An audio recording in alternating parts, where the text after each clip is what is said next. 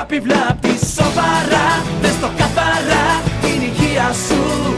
Η αγάπη βλάπτει σοβαρά, δες το καθαρά την υγεία σου. Η αγάπη βλάπτει σοβαρά, ανεξάρτητα απ' την ηλικία σου. Η αγάπη βλάπτει σοβαρά, δες το καθαρά την υγεία σου.